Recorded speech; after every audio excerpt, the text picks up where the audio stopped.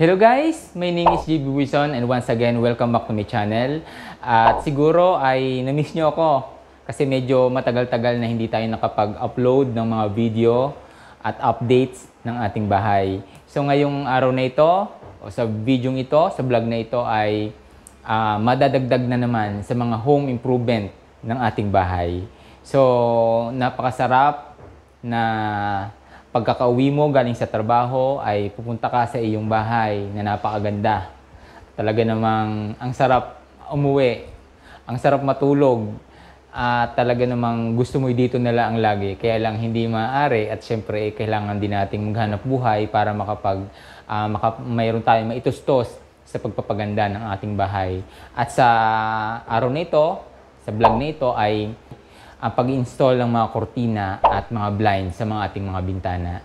At isa sa mga pinoproject naman natin dito sa ating bahay ay ang Mala Hotel na ambience. So tara guys, so bago ang lahat, bago natin install o ipakita ang pag-install ng mga kortina at blinds ay itutur ko muna uli kayo doon sa mga updates sa huli nating vlog. So tara guys.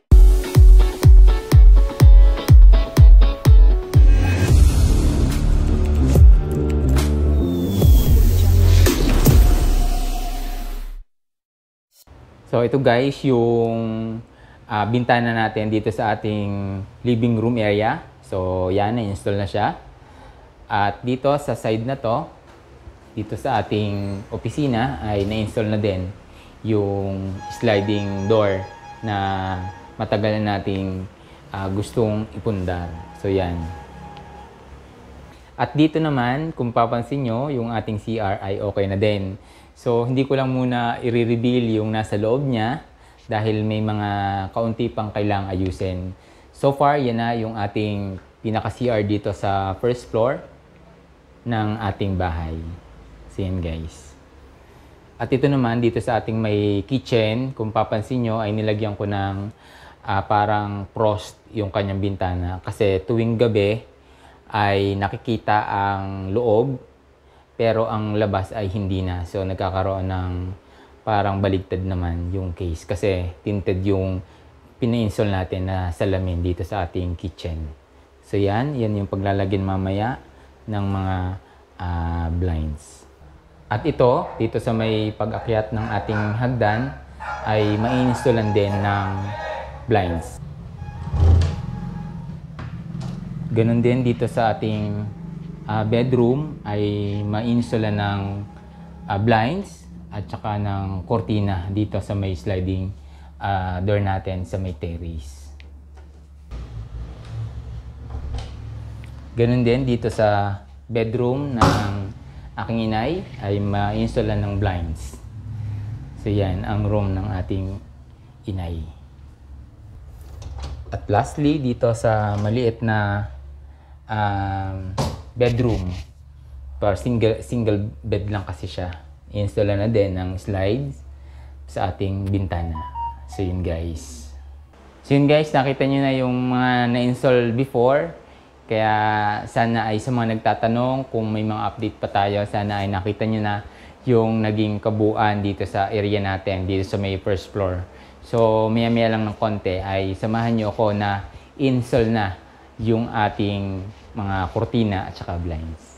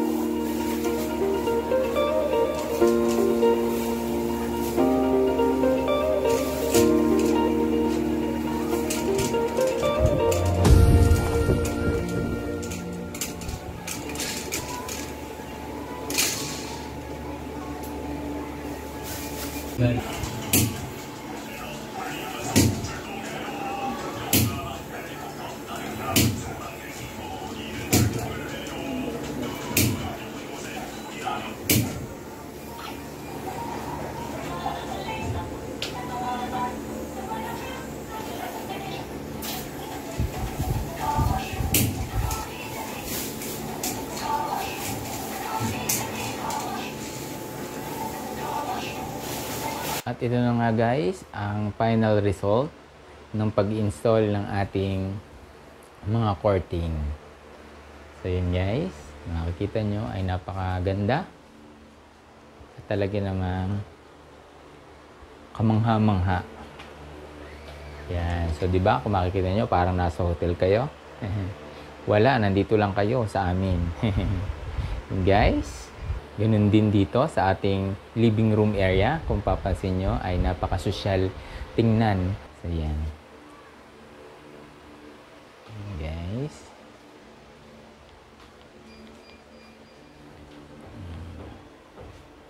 Yan ang kabuuan. Kung papansin nyo ay napaka-aliwalas niya at saka napakaganda. Maganda rin yung combination ng napili na kulay ng ating kortina. Ito yung sa may kitchen natin. Kung papansin nyo ay napakaganda ng ating kitchen. Yan. So, hindi na lang natin siya gagalawin kasi maganda na yung pagkakasetup niya. So, yan na po yung ating blinds. So, makita nyo, sukat na sukat talaga dito sa pinakalooban niya. So, napakaganda.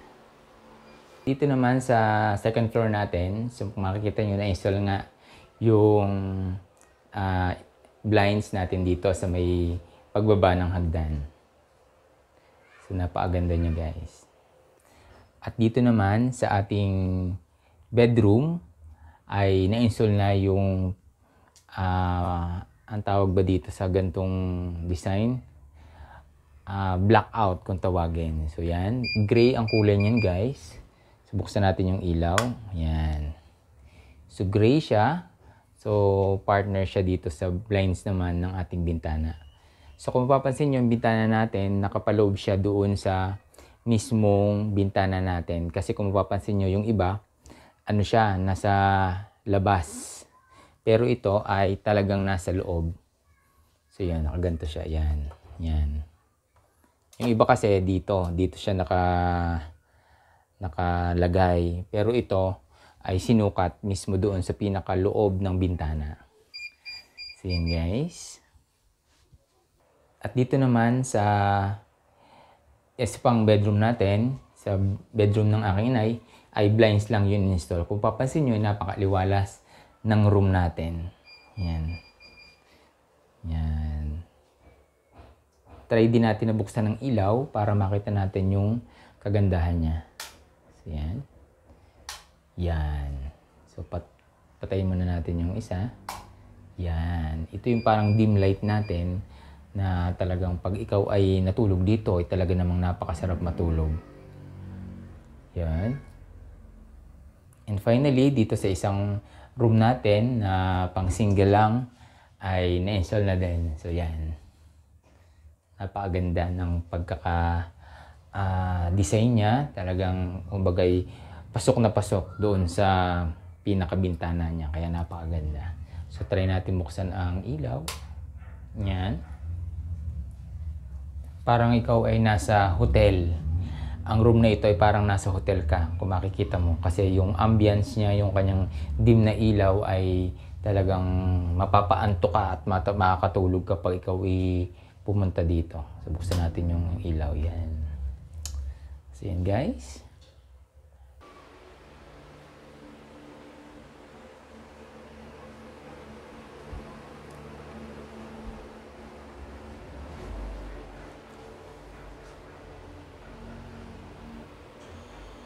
Yun, binuksan natin din yung pinaka-center na light natin para makita yung kagandahan ng ating kortina and the same time yung ating bahay. So yan guys, ang final result ng pag-install ng mga kortina. So talagang bumagay din siya sa bahay. Kung makikita nyo ay talagang napakaganda ng ating bahay. So maraming salamat sa inyong panonood at sana isubaybayan nyo ang mga iba pa nating vlog regarding sa ating bahay. So yun guys, nakita nyo na yung mga kurtina at saka yung blinds na na-install sa ating bahay. So maraming salamat kay Miss Glenny at sa kanyang asawa sa pag-install ng magagandang mga kurtina. Kasi noong nag-survey sila o nagpunta sila dito sa bahay, pumipili kami ng mga kulay ng mga kurtina at kumbaga siyempre sinuggest nila yung gantong kulay na setup sa ating bahay kasi nagtanong din naman tayo sa kanila kung ano yung maganda na babagay sa ating bahay. So yun guys, ay napakaganda ng kanilang kurtina na talaga namang bumagay sa ating bahay. So yun guys, maraming salamat sa inyong mag-asawa at kay Makaydis Curtains and Blinds. So maraming salamat at sana ay lumago pa ang inyong business at marami pa kayong mapagandang bahay. So yun guys, maraming salamat. At kung hindi ka pa nakakapag-subscribe, please do subscribe and click the bell button para updated ka sa lahat ng mga videos natin. Thank you!